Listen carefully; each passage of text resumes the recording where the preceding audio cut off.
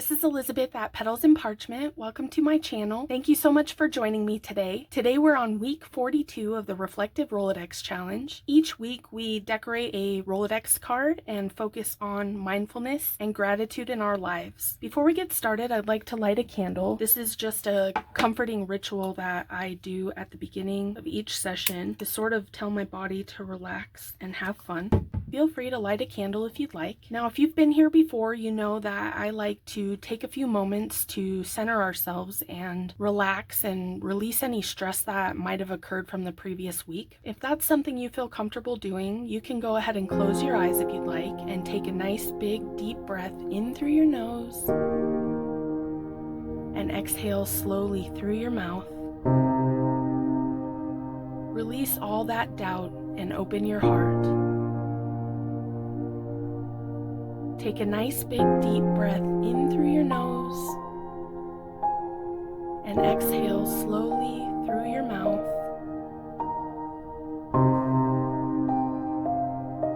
Get ready to create freely. Feel your shoulders soften. Allow your thoughts to slow down. Take one more big deep breath in through your nose and exhale slowly out through your mouth. Don't forget to smile. Think of something that you're grateful for.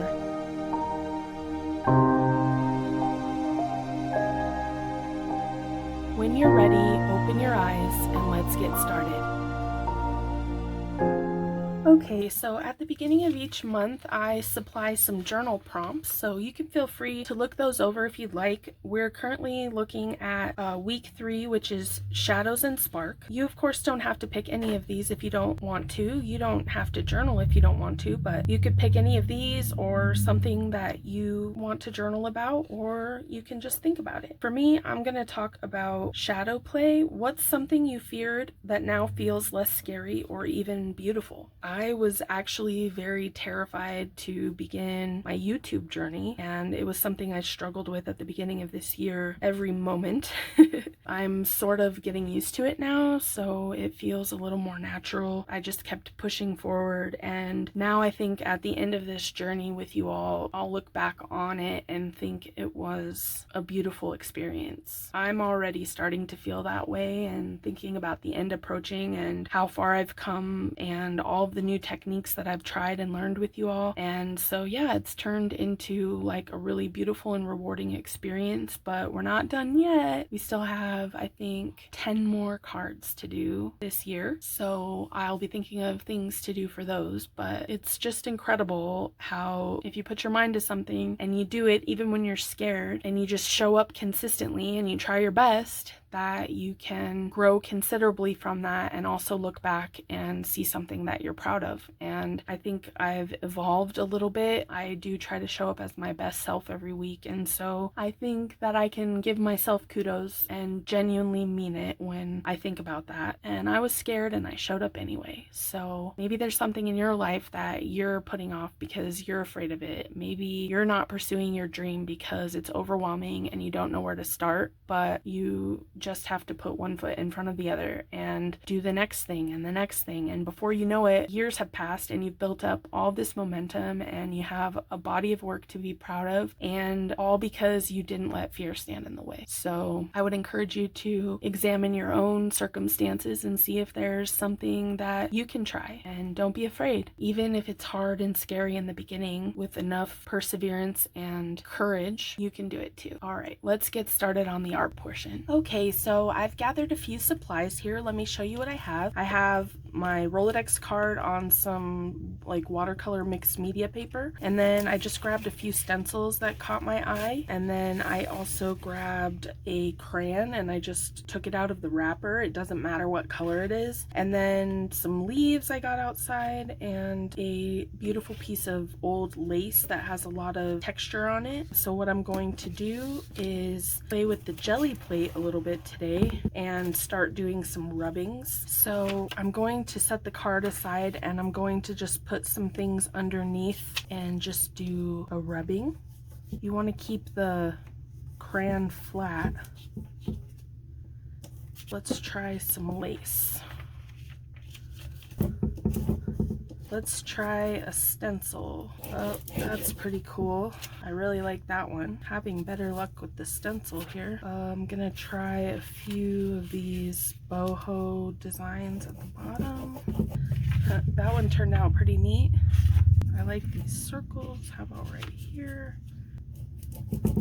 Ooh, I like that one a lot. I'm gonna do that up here too. I'm really liking these circles, so I'm going to continue over here. Some small dots in the center. That looks pretty neat. Fill in some of the gaps here.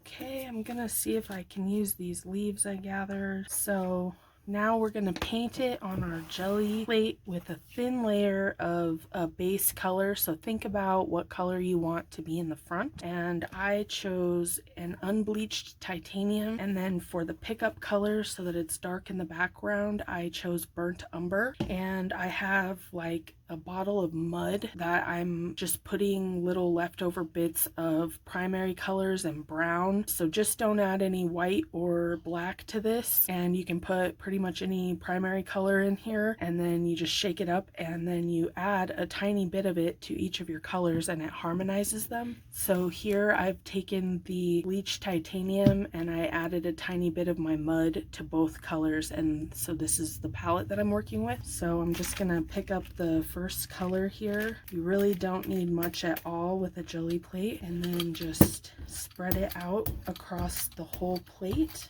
And then I'm going to put my favorite section of the relief on the jelly plate like so. Smush it down, clean off my brayer, and then I'll use this to push down on the print. Lift up this relief here.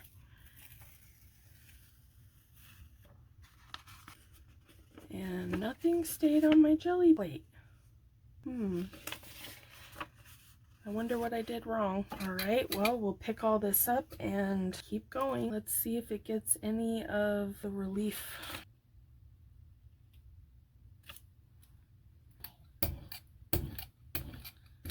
Alright, and we'll wait a few more minutes and see if we can fix this. Did not work.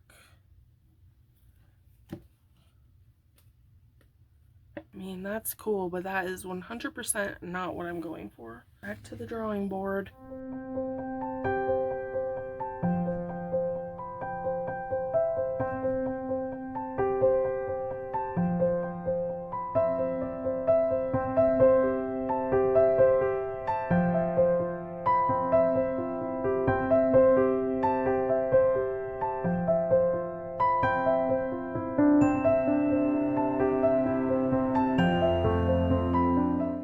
And I'm going to take my relief page and put it here, and you can see I got a little bit of the design left on the plate there, so I'm going to let that dry for a few minutes and come back and put my next layer of paint on top.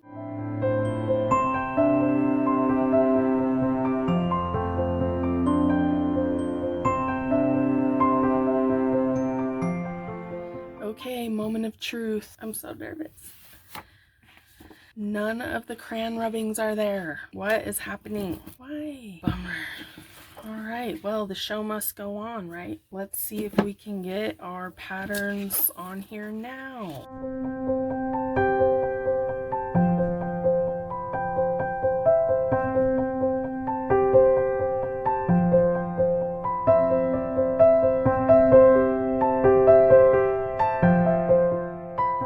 The effect that I was going for. Now I'm going to cut out a Rolodex card from this. Okay, here's my card so far. Now we need to decorate it. Okay, I'm gonna take one of the mistake prints and splash some orange on it. This is just acrylic paint mixed with water from last year. I think while I'm here getting splashy, I'll add some white splashes. This splash box is the best.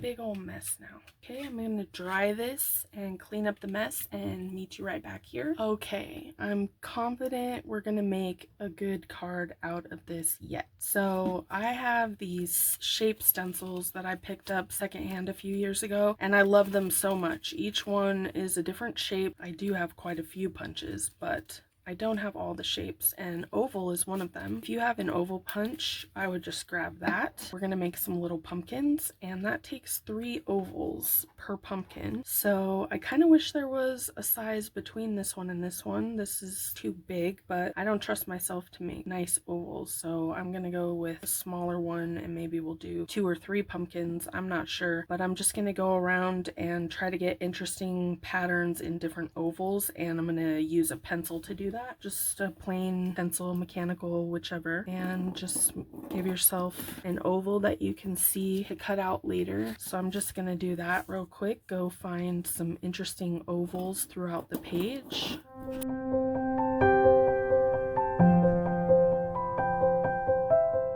We'll see if we can make any pumpkin magic. So this is my favorite one. I'm going to try to do one of each color here and see how that looks. I think that would make an exceptionally cute pumpkin, so I'm going to keep that one, and looks like I can get 2 more. Super cute, super cute. This is starting to come together finally. Not at all what I had imagined, but here we are.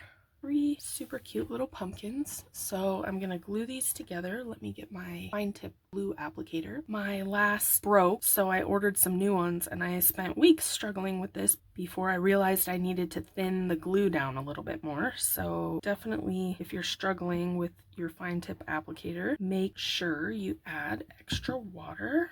Okay, now I'm just sticking these cutie little pumpkins together. There's one, so I'm just gluing a little dab of glue on each side, putting the one I want on top, kind of angling it a little bit at the top of the pumpkin where the stem is going to be.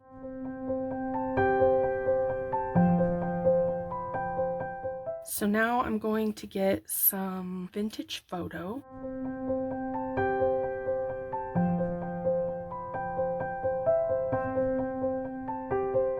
Okay, I'm going to set the pumpkins aside, and I'm gonna go one step further. I'm going to take some texture paste and stencil here that has these little bats and put that on the background. But first I want to dye my texture paste a little bit with some black coloring. I'm going to try this black mica powder. Hopefully it works. It's a little sparkly. If not, I might add a little bit of black paint. This is more gray, so I think I will add a little drop of black paint. I just have like a Mars black. Oh, that's okay.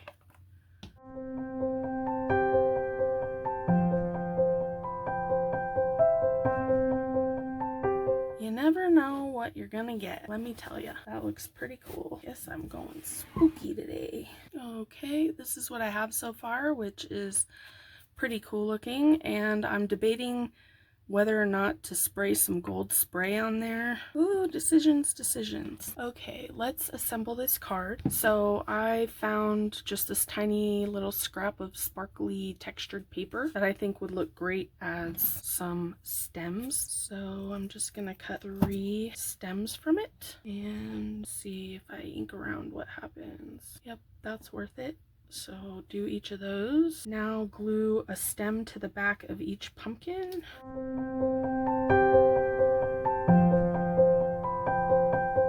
I selected some sari silk in orange. See how that looks? Very cute. I also have a bunch of thread in like the same colors. I'm gonna add that first, then put the sari silk on top of that so that it sticks out. Maybe. This reminds me of topping food with microgreens when I was a chef. Thread and sari silk is like the microgreens of the crafting world. I like that. I'm going to get that stuck down, and I'm also going to choose a sentiment, and I'll be right back to show you the final card. Okay, here's my final card. I went around the edge with a little bit of black archival ink, and I think that helped it stand out a little bit more. While this is certainly not the card I anticipated when I began this today, I do really like how it came out. Be sure to share your cards in the Facebook group Petals and Parchment with the hashtag Reflective Rolodex 2025 for your chance to be entered into the drawing that happens at the end of the year when this is over. Thank you so much for joining me. I hope you have a great crafty weekend, and until next time, bye!